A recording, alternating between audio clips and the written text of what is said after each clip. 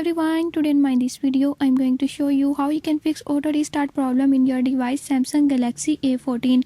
In this device I'll tell you a few tips and tricks that you can use to fix it. Before I start, if you are new to my channel, don't forget to subscribe and press bell icon.